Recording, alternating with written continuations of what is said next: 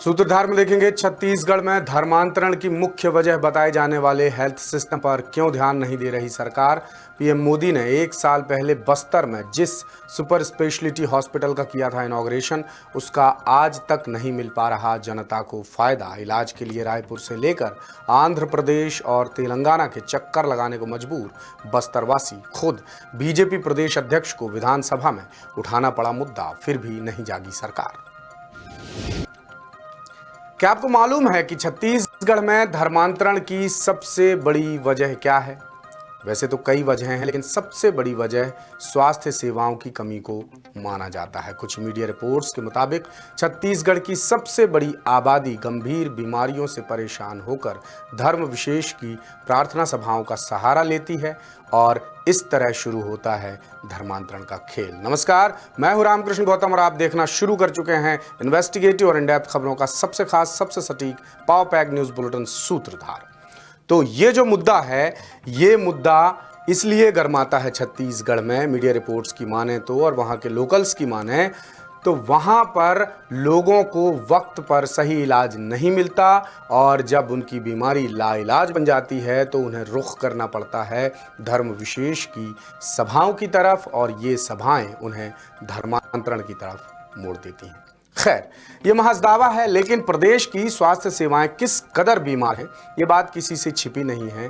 इसके बावजूद सरकार हेल्थ सिस्टम के अपग्रेडेशन को लेकर गंभीर नहीं है। लेकिन सबसे बड़ा सवाल ये है कि सरकार जिस बस्तर को नक्सल मुक्त बनाने, जिस बस्तर के विकास के ढेर दावे कर रही है, उस बस्तर में हो क्या रहा है?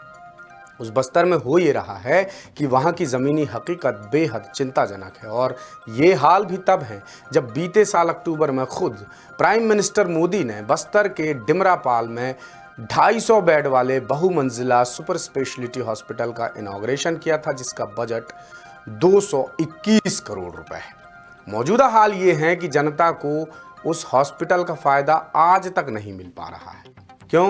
क्योंकि डॉक्टर्स की नियुक्ति सरकार अब तक नहीं कर पाई है। मामले की गंभीरता इससे भी समझी जा सकती है कि खुद बीजेपी के प्रदेश अध्यक्ष को विधानसभा में स्वास्थ्य सेवाओं की कमी का मुद्दा उठाना पड़ा और खासकर उन्होंने बस्तर को लेकर स्वास्थ्य मंत्री से सवाल पूछा था और स्वास्थ्य मंत्री ने कहा था कि जल्द ये समस्या दूर होगी। लेकिन वो तब का दिन था और ये आज का दिन है। बस्तर में हाल बेहाल है, जिससे सवाल उठ रहे हैं कि सरकार ना जाने क्यों इतनी बड़ी समस्या को लेकर बेसुध और बेपरवाह बनी हुई है।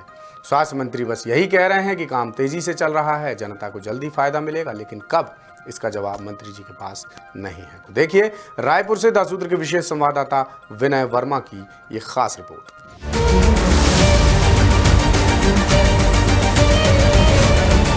ये बहुमंजिला इमारत देख रहे हैं आप, यहाँ करीब 2-3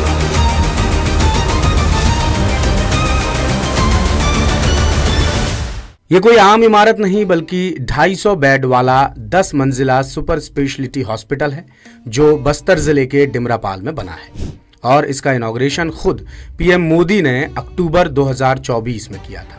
लेकिन साल भर से ज्यादा वक्त बाद भी जनता को यहाँ इलाज नहीं मिल पा रहा है, जिसकी वजह बेहद सरकारी और हैरान करने वाली है।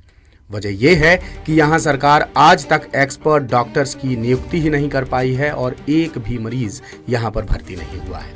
अब खामियाजा ये हो रहा है कि हॉस्पिटल की बिल्डिंग और यहाँ लाई गई करोड़ों की मशीनरी धूल खा रही है और स्थानीय लोगों को इलाज के लिए राजधानी रायपुर से लेकर आंध्र प्रदेश और तेलंगाना के अस्पतालों पर निर्भर होना पड़ रहा है।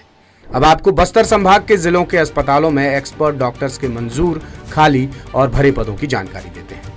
द सूत्र की पड़ताल में पता चला कि बस्तर में मंजूर पद हैं 67, भरे हैं मात्र 12। कांकेर में मंजूर पद हैं 68, भरे हैं मात्र 14। कोंडागांव में मंजूर पद है 51, भरे हैं 7। नारायणपुर में मंजूर पद हैं 31, भरे हैं 5। दंतेवाड़ा में मंजूर पद हैं 44, भरे हैं 4। बीजापुर में मंजूर पद हैं 62, भरे हैं 3। सुकमा में मंजूर पद है 32 और भरे हैं 0।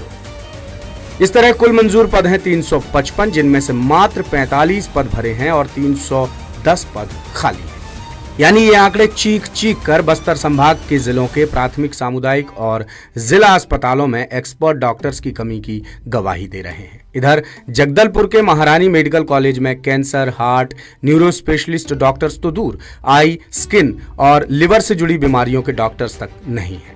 सरकार कहती है कि महारानी मेडिकल कॉलेज में MRD, हीमोडायलिसिस, पैलिएटिव केयर और कैंसर क्लिनिक का निर्माण होना है।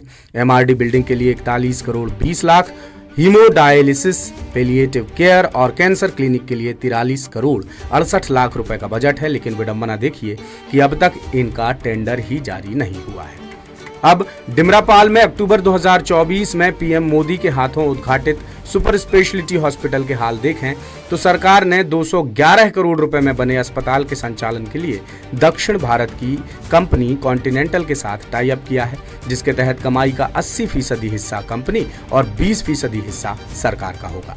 अस्पताल में सेवाएं देने के लिए डॉक्टर्स हर महीने 5 से 7 लाख रुपए मांग रहे हैं, जबकि सरकार अधिकतम 2 लाख रुपए देने को तैयार है।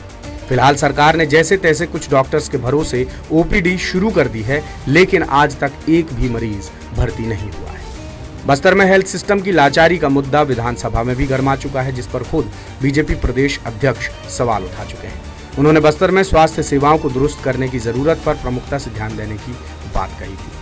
उनके सवाल पर स्वास्थ्य मंत्री श्याम बिहारी जायसवाल ने जल्द सुधार का भरोसा दिलाया था, लेकिन आज तक सरकार की तरफ से कोई ठोस पहल नहीं की गई। और जब दासूत्र ने स्वास्थ्य मंत्री से सवाल पूछा तो वो बोले कि सरकार स्वास्थ्य सेवाओं की बेहतरी के लिए प्रतिबद्ध है। 2 यूनिट्स के निर्माण के लिए PWD को काम सौंपा है, पैसा जारी हो चुका है, टेंडर प्रोसेस चल रही है और सुपर स्पेशलिटी हॉस्पिटल के लिए प्राइवेट कंपनी से कॉन्ट्रैक्ट हो चुका है। संभवतः जनवरी तक हॉस्पिटल शुरू हो जाएगा। लेकिन सवाल अभी भी वही है कि सरकार बीते 1 साल में सुपर स्पेशलिटी हॉस्पिटल शुरू क्यों नहीं कर पाई और दीगर अस्पतालों में स्टाफ की भर्ती कब हो पाएगी। तो छत्तीसगढ़ के सूत्रधार में इतना ही। उम्मीद करते हैं ये हमारी रिपोर्ट आपको पसंद आई होगी और हमेशा की तरह आपसे एक ही गुजारिश करूंगा कि daसूत्र.com ज़रूर आप देखिए, पढ़िए हमारी वेबसाइट। यहाँ पर आपको मिलेंगी ताज़ा तरीन, पक्की, सच्ची और सटीक खबरें। और साथ ही हमारा YouTube चैनल ज़रूर सब्सक्राइब कीजिए। सोशल मीडिया हैंडल्स हैं जो हमारे Facebook, X, वहाँ पर हमको लाइक और फॉलो कीजिए ताकि आपको समय पर ताज़ा तरीन खबरें देखने और पढ़ने मिल सके।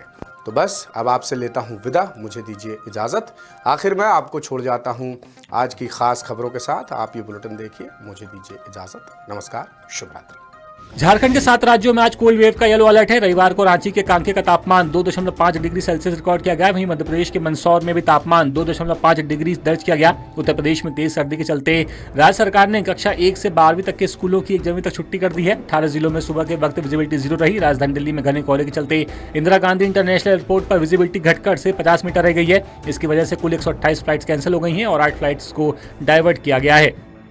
ग्रामीण इलाकों में रोजगार की गारंटी देने वाले नए कानून विकसित भारत गारंटी फॉर रोजगार एंड आजीविका मिशन VBG रामजी के राज्यों की आर्थिक स्थिति और मजबूत होगी। स्टेट बैंक ऑफ इंडिया की लेटेस्ट रिपोर्ट के मुताबिक फंडिंग पैटर्न में बदलाव के बावजूद राज्यों को सामूहिक रूप से करीब 17,000 करोड़ रुपए का शुद्ध लाभ होने की उम्मीद है। सरकार ने कहा है कि नए कानून में हर ग्रामीण परिवारों को अब साल में 125 दिन काम देने की गारंटी होगी, जो कि पहले 100 दिन थी। इससे गाँवों में रहने वाले परिवारों को ज्यादा काम मिलेगा और उनकी आर्थिक सुरक्षा मजबूत होगी। अरावली पर्वतमाला को लेकर उठे विवाद के बीच सुप्रीम कोर्ट ने अपने ही आदेश पर रोक लगा दी है। अगली सुनवाई 21 जनवरी 2026 को होगी, तब तक खनन भी नहीं होगा। कोर्ट ने कहा कि इस मामले की जांच के लिए एक्सपर्ट कमेटी गठित की जाए। ये कमेटी मौजूदा विशेषज्ञ समिति की रिपोर्ट का विश्लेषण करेगी। इसके बाद संबंधित मुद्दों पर कोर्ट को सुझाव देगी। कोर्ट ने केंद्र और अरावली के 4 राज्यों राजस्थान, गुजरात, दिल्ली और हरियाणा को भी नोटिस जारी करते हुए इस मुद्दे पर प्रतिक्रिया मांगी है। कोर्ट ने साफ किया कि अगली सुनवाई तक इन सिफारिशों को लागू नहीं किया जाएगा। इन सिफारिशों में से एक में कहा गया है कि 100 मीटर से ऊंची पहाड़ियों को ही अरावली पर्वतमाला माना जाए।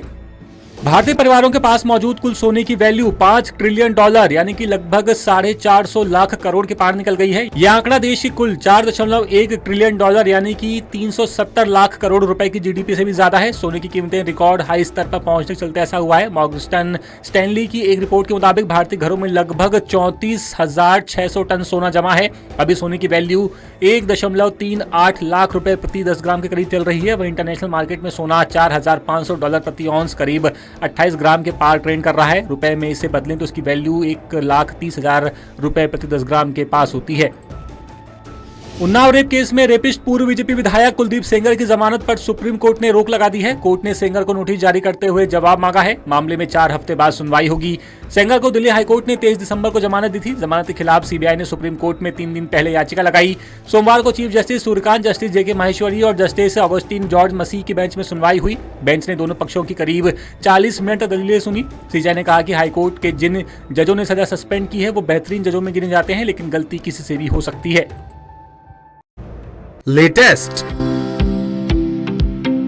इन्वेस्टिगेटिव और इन डेप्थ खबरें देखने के लिए ज्वाइन कीजिए द सूत्र का व्हाट्सएप चैनल, सब्सक्राइब कीजिए यूट्यूब चैनल, लाइक कीजिए फेसबुक पेज और पढ़ते रहिए www.daसूत्र.com।